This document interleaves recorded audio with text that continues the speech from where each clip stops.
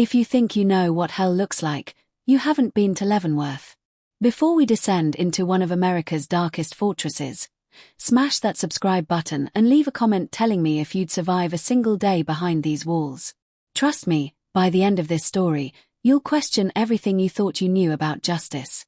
The Kansas heat shimmered off the limestone walls like a mirage, but there was nothing illusory about the fortress that rose from the bluffs overlooking the Missouri River. United States Penitentiary Leavenworth. America's oldest federal prison. A monument to punishment that had swallowed some of the nation's most dangerous criminals since 1903. The locals called it the Hot House, and not just because of the oppressive Midwestern summers. Inside those walls, temperatures ran high in ways that had nothing to do with weather. On a Tuesday morning in July 2019, Correctional Officer Marcus Webb walked his usual route through B Block, his boots echoing against concrete that had absorbed over a century of screams, prayers, and silence. Webb had worked Leavenworth for 12 years, long enough to develop the 1,000-yard stare that all veteran guards eventually wore like a second uniform. Long enough to know that the real danger wasn't always obvious. It wasn't the violent offenders who told you exactly what they'd do to you. It was the quiet ones. The planners. The men who had nothing but time to think. That morning, Webb noticed something wrong immediately. Cell 247 was too quiet. Inside, Raymond "Ghost" Martinez should have been awake, preparing for breakfast count. Martinez, a former cartel enforcer serving life without parole for the murders of 3 federal witnesses, never missed count. He was disciplined, calculating, a man who had survived 38 years in the system by being predictable, invisible, and 3 steps ahead of everyone else.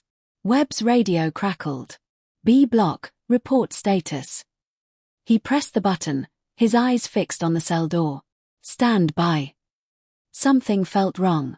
The air itself seemed heavier, charged with the kind of electricity that precedes lightning strikes. He'd learned to trust these instincts. In Leavenworth, ignoring them could get you killed. He keyed his radio again. Need backup at B Block, cell 247. Within 90 seconds, 3 more officers arrived, hands resting on their pepper spray canisters. The senior officer, a barrel-chested man named Kowalski, gave the signal. They opened the cell door with the mechanical precision of men who'd done this 10,000 times. Raymond Martinez hung from a bedsheet noose attached to the ventilation grate. His face was purple, tongue protruding, eyes bulged and bloodshot. His feet dangled 6 inches above the concrete floor. On his bunk, a single piece of paper lay folded with careful precision. Webb's hand trembled slightly as he reached for it, though his face remained impassive. In 12 years, he'd seen 11 suicides. You never got used to it, but you learned to function through it. The note contained 3 words in Martinez's neat, precise handwriting: check the walls. Within the hour, Leavenworth went into full lockdown. No movement. No yard time. Every cell searched with the kind of thoroughness usually reserved for escape attempts. FBI Special Agent Sarah Chen arrived from Kansas City by early afternoon, her heels clicking purposefully across the warden's office. Chen had built her reputation on prison corruption cases, and a suicide note from a cartel enforcer that said check the walls meant something much bigger than a man taking his own life. How long has Martinez been here? Chen asked Warden Douglas Hammond, a weathered man in his 60s who looked like he'd aged a decade in the past 3 hours. Since 1997. 22 years. Not a single disciplinary write-up. Model prisoner. Hammond's voice carried the exhaustion of a man who knew his prison was about to be dismantled brick by brick. Chen studied the photographs of Martinez's cell spread across the desk. Something wasn't right. The noose, the positioning, the note. Martinez had been a professional killer, a man trained in patience and precision. He'd survived 2 decades in maximum security by being smarter and quieter than everyone around him. Men like that didn't commit suicide. They endured. They waited. They planned. I want to see the cell, Chen said. And I want a full list of every guard, administrator, and inmate who had contact with Martinez in the past 6 months. The cell smelled of industrial cleaner and something darker, more primal. Chen pulled on latex gloves and began her examination. The walls were standard prison issue, painted in that particular shade of institutional beige that seemed designed to crush the human spirit. She ran her fingers along the concrete, feeling for inconsistencies, hollow spaces, anything that might explain Martinez's final message. Behind a loose section of paint near the ventilation grate, she found it. A small hole, no bigger than a quarter, drilled into the concrete. Inside, rolled tight, was a USB drive sealed in plastic. Chen's pulse quickened. Whatever was on that drive had been important enough for Martinez to die protecting it. Or maybe it was important enough for someone to make his death look like suicide. She carefully extracted the drive and held it up to the dim light filtering through the cell's narrow window. Such a small thing. Such a small thing to destroy lives over. She'd learned long ago that in places like Leavenworth, information was the most valuable currency. More valuable than drugs, weapons, or protection. Information could buy you freedom, or it could buy you a bedsheet noose. Bag this as evidence, Chen instructed the evidence technician who'd accompanied her. And I want the medical examiner's report expedited. Full toxicology, defensive wound examination, everything. As she turned to leave, something caught her eye. On the wall above Martinez's bunk, scratched so faintly it was almost invisible, were numbers. 4-17-23-89-201. Not random. Too deliberate. Too carefully placed where only someone looking closely would find them. Martinez had left breadcrumbs, and they led somewhere dark. Chen stepped out of the cell and surveyed B block. For tiers of cells stacked like cages in a warehouse, each one containing a story of violence, betrayal, and broken lives. Somewhere in this fortress of stone and steel was the truth about why Raymond Martinez had died. And Chen suspected that when she found it, the scandal would reach far beyond Leavenworth's walls. Her phone buzzed. The preliminary tox screen was back. Traces of scopolamine in Martinez's system. Devil's breath.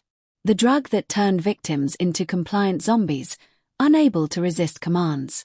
Martinez hadn't killed himself. Someone had drugged him, positioned his body, and staged the scene. The question was who? And more importantly, why? But when the forensic team examined the USB drive's contents later that evening, what they found changed everything. The data on the USB drive painted a picture so disturbing that Special Agent Sarah Chen had to read through it twice before she fully comprehended what Raymond Martinez had died protecting. Spreadsheets. Names. Dates. Dollar amounts that climbed into the millions. But it wasn't just financial records. Martinez had meticulously documented something far more sinister, a network that had been operating inside Leavenworth's walls for at least 15 years. Chen sat in the makeshift command center established in the prison's administrative building, her laptop screen casting a blue glow across her face in the dim room. Outside, the Kansas night had fallen heavy and oppressive, the kind of darkness that seemed to press against the windows like something alive. She scrolled through file after file, each one more damning than the last. Guard schedules. Inmate transfers. Shipping manifests. And photographs, dozens of them, taken with the kind of hidden camera technology that shouldn't exist inside a maximum security federal prison. Jesus Christ, she whispered, zooming in on one particular image. It showed Correctional Officer Marcus Webb, the same guard who discovered Martinez's body, handing a package to an inmate Chen didn't recognize. The timestamp read 3 months earlier. Another photo showed Associate Warden Gerald Tomlin, Hammond's second-in-command, meeting with a man in an expensive suit in the prison parking lot, both looking around nervously before exchanging what appeared to be a thick envelope. Chen's phone rang, shattering the silence. It was her partner, Agent Derek Price, calling from the FBI's Kansas City field office where he'd been running background checks all evening. Sarah, you need to hear this. That scopolamine found in Martinez's system? It's pharmaceutical grade. The kind used in hospitals for motion sickness and post-operative nausea. I pulled prescription records for every staff member at Leavenworth. And Dr. Amanda Graves, the prison's chief medical officer, has been ordering quantities that don't match patient treatment records. We're talking about discrepancies of hundreds of doses over the past 2 years. She's been stockpiling it. Chen felt the pieces clicking into place like a puzzle assembling itself in her mind. Pull everything you can find on Graves. Financial records, travel history, known associates. And Derek. Do it quietly. We don't know how deep this goes. After hanging up, Chen returned to the spreadsheets. The numbers told a story of systematic corruption. Money flowing in from outside sources, distributed among staff members through what appeared to be a complex laundering scheme involving fictitious maintenance contracts and equipment purchases. But the money was flowing out too, in smaller amounts, to inmates. Payment for what? Services rendered. Silence bought. She cross-referenced the inmate names against Martinez's files. Most were cartel members, organized crime figures, men with connections that extended far beyond prison walls. Then she found something that made her blood run cold. 4 inmates on Martinez's list had died in the past 18 months. All ruled natural causes or suicide. All autopsied by the same medical examiner. All cremated within 48 hours of death. Chen grabbed her phone and dialed Warden Hammond's direct line. It rang 6 times before going to voicemail. She tried again. Nothing. She checked her watch. 10:30 p.m. Late, but not unreasonably so for a warden dealing with a crisis situation. Unless Hammond wasn't answering because he couldn't. Or wouldn't. She holstered her service weapon and headed for the door, radioing for backup from the FBI tactical team stationed outside the prison perimeter. Something was very wrong. The institutional silence of Leavenworth at night felt different now, pregnant with threat. Her footsteps echoed as she moved through the administrative corridor, each office dark and empty. The fluorescent lights hummed overhead, casting everything in a sickly yellow glow that made the shadows seem deeper. Hammond's office door stood ajar. Chen drew her weapon, pushing it open with her foot, leading with her Glock in a 2-handed grip. Warden Hammond. FBI. I'm coming in. The office was empty, but signs of a hasty departure were everywhere.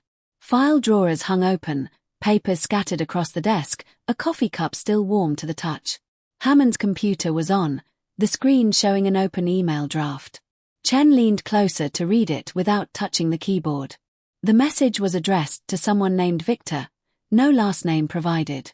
They found the drive. Martinez talked before we could finish the job. I'm burning everything and getting out. You should do the same. This operation is compromised. Destroy all. The email cut off mid-sentence, never sent. Hammond had run, and recently. Chen immediately radioed her team. I need an APB on Warden Douglas Hammond. Consider him a flight risk and potentially dangerous. Last seen approximately 30 minutes ago. She described his vehicle from the parking lot records and added, and someone get Associate Warden Tomlin in here for questioning. Now. While waiting, Chen returned to Martinez's files, focusing on the numerical code he'd scratched into his cell wall.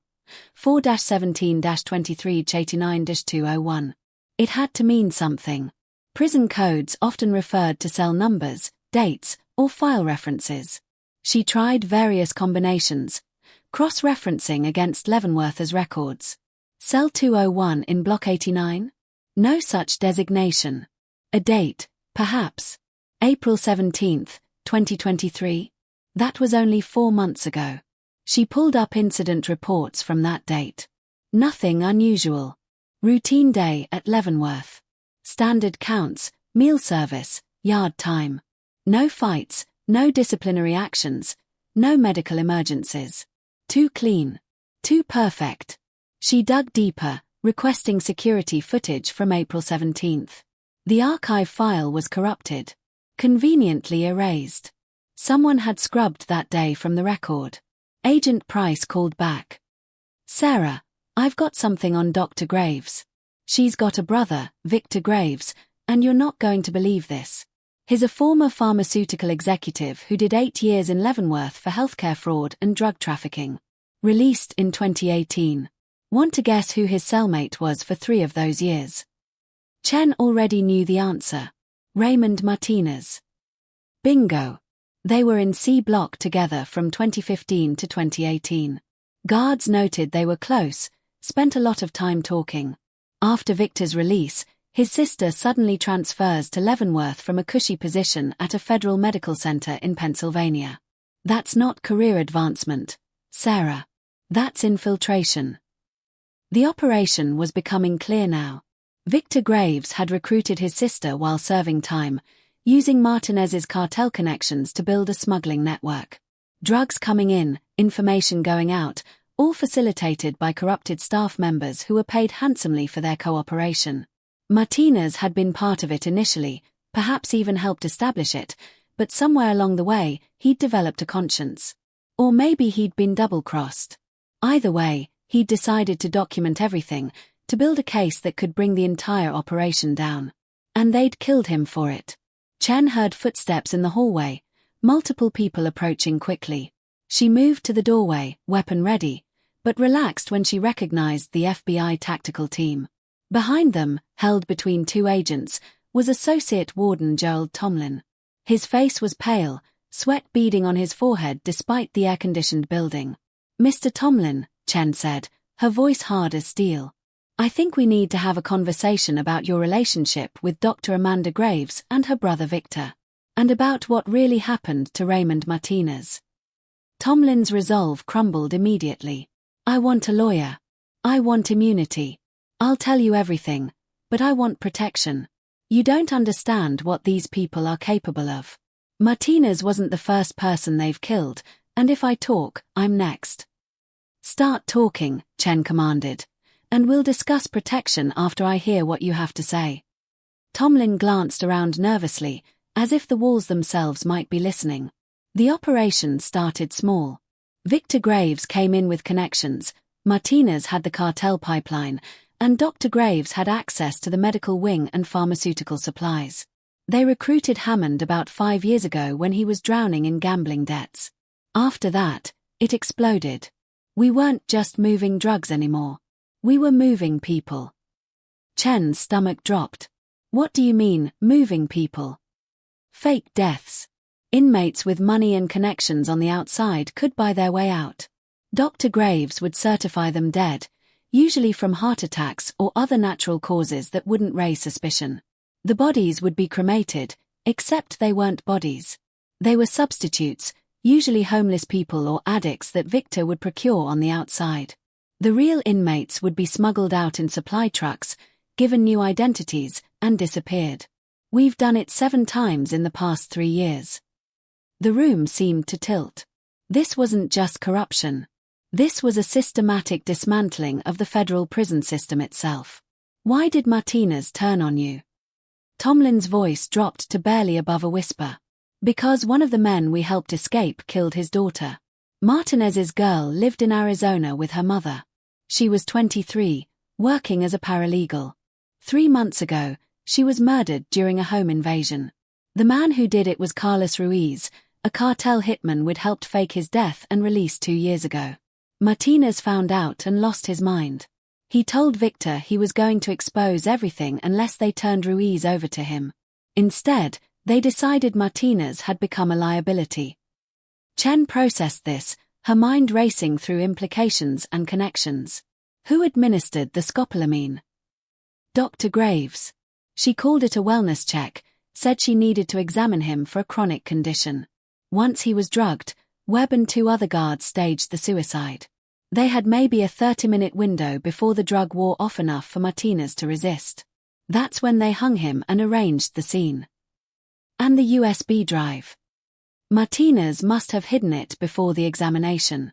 He knew what was coming. Smart bastard, left you a trail to follow. Chen was about to ask another question when her radio erupted with urgent chatter. "All units, we have a hostage situation in C Block. Repeat, hostage situation in C Block. Multiple inmates have taken Officer Webb. They're demanding to speak with whoever's investigating Martinez's death." The tactical team leader looked at Chen. "That's you, What are your orders?" But before Chen could respond, the lights throughout the entire prison suddenly went dark, and in the blackness that followed, somewhere deep in the fortress, a scream echoed through the corridors. The emergency backup generators kicked in after 12 seconds of absolute darkness, bathing Leavenworth in blood-red emergency lighting that transformed the prison into something from a nightmare. Special Agent Sarah Chen moved swiftly through the corridors, flanked by the tactical team, their boots pounding against concrete as alarms wailed like wounded animals. Associate Warden Tomlin had been secured in a holding area, his confession recorded and his protection now a matter for later consideration. Right now, Chen had a hostage situation to resolve and a power outage that was far too convenient to be coincidental. Through her earpiece, she heard the command center coordinator's strained voice. "Agent Chen, we've got eyes on C block through backup cameras. 6 inmates have barricaded themselves in the common area with Officer Webb. Leader appears to be someone named Miguel Cordero. Ring any bells?" Chen's blood went cold. Miguel Cordero. The name had appeared repeatedly in Martinez's files, highlighted in red. Former lieutenant in the Sinaloa cartel, serving consecutive life sentences for multiple murders. More importantly, he'd been Raymond Martinez's closest ally inside Leavenworth for the past decade. If Martinez had confided in anyone about what he'd discovered, it would have been Cordero. "I'm going in," Chen said, ignoring the tactical team leader's immediate protests. Cordero knew Martinez.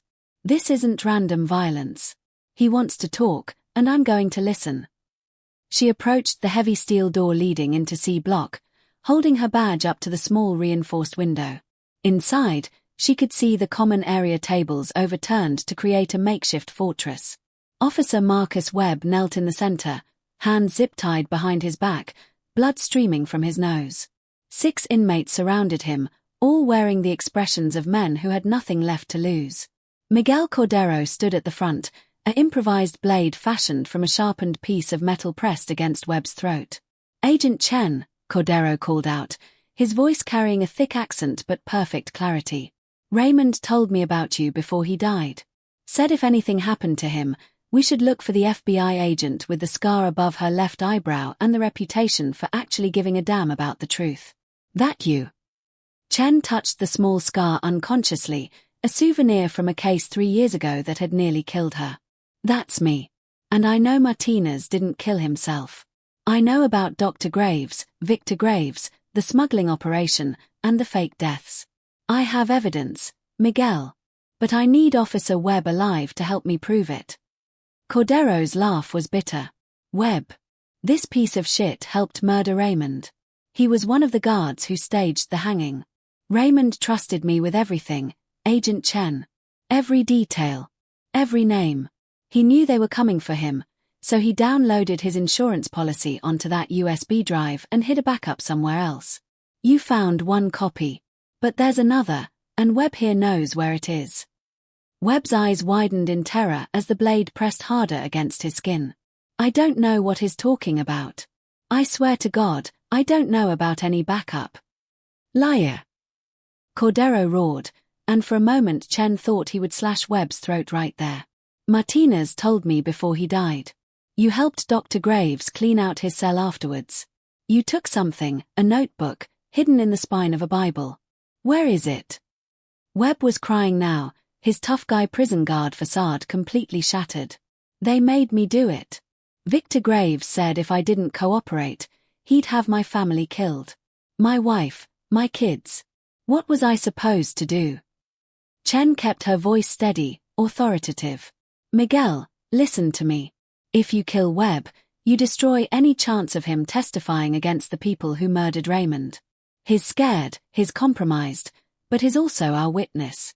Let me take him into custody, and I promise you, everyone involved in Raymond's death will face justice." "Justice?" Cordero spat the word like poison. "You mean like the justice that let Carlos Ruiz walk free to murder Raymond's daughter? Like the justice that's let this prison become a shopping mall for rich criminals who can buy their way out? Your justice is broken, Agent Chen." "You're right," Chen admitted, her honesty cutting through the tension. "The system failed Raymond and his daughter.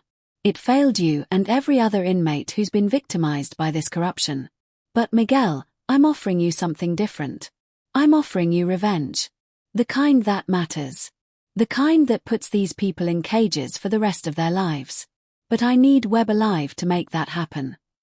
The silence stretched for what felt like hours. Finally, Cordero lowered the blade slightly. "The notebook. It's in Webb's locker in the guards' quarters. Locker 47. combination 23-89-4. Raymond made me memorize it. Said those numbers meant something. Chen's mind flashed back to the code scratched in Martinez's cell. 4-17-23-89-201. The combination was embedded in the sequence. Martinez had been telling them where to find the evidence all along. How do I know you're telling me the truth? Because Raymond was my brother, Cordero said, his voice breaking. Not by blood, but by everything that matters in here. He saved my life twice. Talked me down when I wanted to kill myself. Showed me there was still something worth fighting for even in this hell. And when he found out about his daughter, when he told me what he was planning to do, I begged him to run. To escape. But he said running wouldn't honor her memory. Exposing the truth would. So that's what we're doing. For Gabriela Martinez. For every person these monsters have destroyed. Chen made her decision. Stand down, Miguel. Let Webb go, and I'll personally ensure Raymond's story is told. Every detail. Every crime. No cover-ups, no deals for the big players. I'll burn this whole operation to the ground. Cordero studied her face for a long moment, searching for deception and finding none. Slowly, he pulled the blade away from Webb's throat and tossed it across the floor. Go get that notebook, Agent Chen. And remember your promise. Because if you fail, there are a lot of men in here who knew Raymond. A lot of men with connections on the outside. If justice fails again, we'll handle it our way.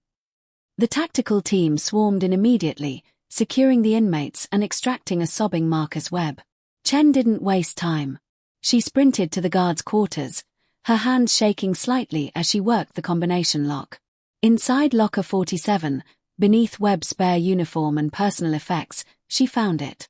A worn Bible with a hollowed-out spine, and inside, a small leather notebook filled with Raymond Martinez's precise handwriting. Page after page detailed the operation with the kind of meticulous documentation that would make prosecutors weep with joy. Names, dates, transactions, locations. But more than that, Martinez had written letters. Letters to his daughter Gabriela that he'd never been able to send, telling her how proud he was, how much he loved her, how he was trying to do something good to balance out all the evil he'd done in his life. The last entry was dated the morning of his death. If you're reading this, I'm already gone.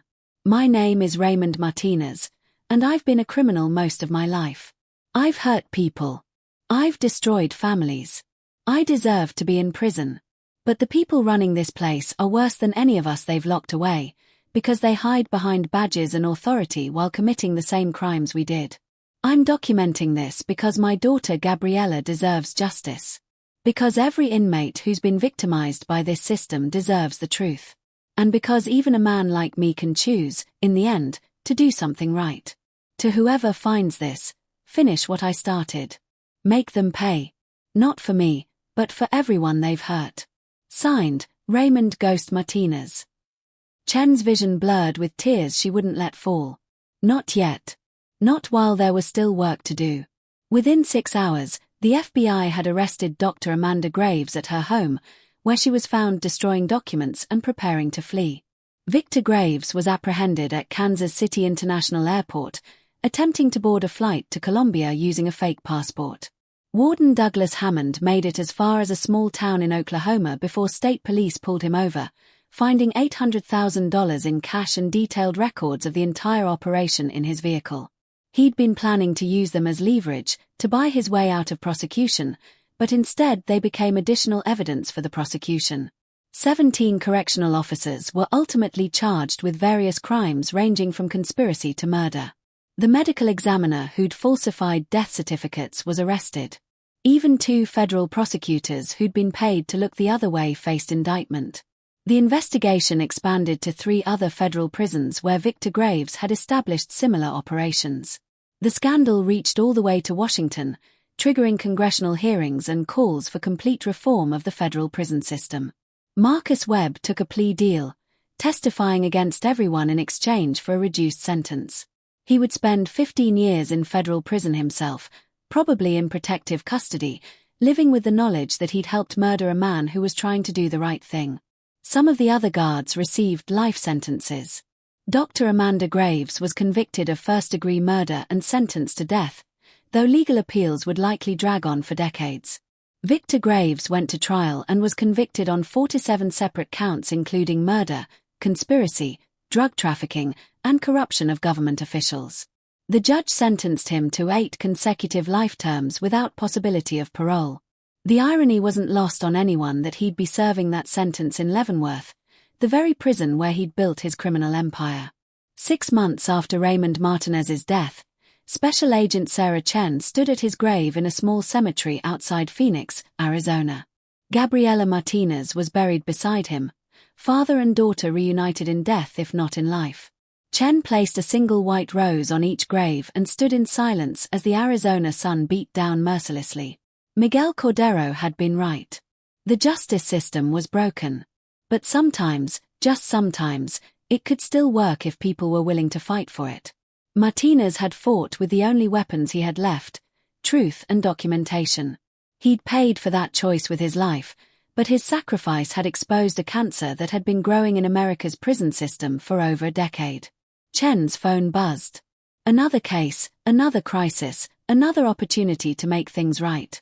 She took one last look at the graves and whispered, "I kept my promise, Raymond. They all paid. Every single one of them."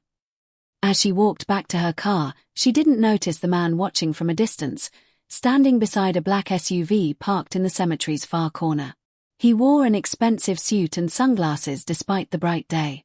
When Chen's car disappeared down the road, he approached Martinez's grave and stood there for a long moment before pulling out his phone. "It's done," he said quietly. "Chen thinks she got everyone, but she has no idea how deep this really goes. Leavenworth was just one operation. We have 7 others still running. Martinez's exposure was unfortunate, but manageable. We'll rebuild. We always do." He ended the call and walked back to his vehicle, leaving no trace he'd ever been there except for a single business card placed carefully on Raymond Martinez's headstone. The card was blank except for a phone number and a single word embossed in gold lettering, Prometheus. Inside Leavenworth, in the isolation wing where the most dangerous inmates were housed, a new prisoner was being processed. His paperwork listed him as David Morrison, convicted of financial crimes and awaiting transfer to a minimum security facility. But the man who wore that name smiled slightly as the guards led him to his cell, because David Morrison didn't exist. He was someone else entirely, someone who'd paid Victor Graves' organization $2 million for this exact placement. In 3 weeks, during a carefully orchestrated medical emergency, David Morrison would die of a heart attack. His body would be cremated. And the man who'd bought that death would walk out of Leavenworth a free man, leaving behind a substitute corpse and no trace he'd ever been there. The operation had been exposed. Key players had been arrested. Justice, it seemed, had been served. But in the shadows, in the cracks of the system, the machine was already rebuilding itself. Different names, different faces, but the same corruption. The same willingness to sell justice to the highest bidder. Raymond Martinez had fought to expose the truth. He'd died believing his sacrifice would change things. And maybe it had, for a little while. But in places like Leavenworth, in the darkest corners of America's prison system, the question wasn't whether corruption existed. The question was how deep it went, how many were involved, and whether anyone would ever truly be able to stop it. The fortress on the Kansas bluff stood as it had for over a century, its limestone walls keeping secrets that would never be fully told. Inside those walls, men plotted and schemed, guards looked the other way, and somewhere in the administrative offices, someone was already being recruited to replace the people who'd been arrested. Because that's how systems of corruption work. Cut off one head, and 2 more grow in its place. Special Agent Sarah Chen had won a battle. She'd brought down a major criminal operation and delivered justice for Raymond Martinez and his daughter. But as she drove through the Arizona desert, heading back to her next case, she couldn't shake the feeling that the war was far from over. That somewhere, in another prison, in another state, the same crimes were being committed by different people wearing the same uniforms she trusted.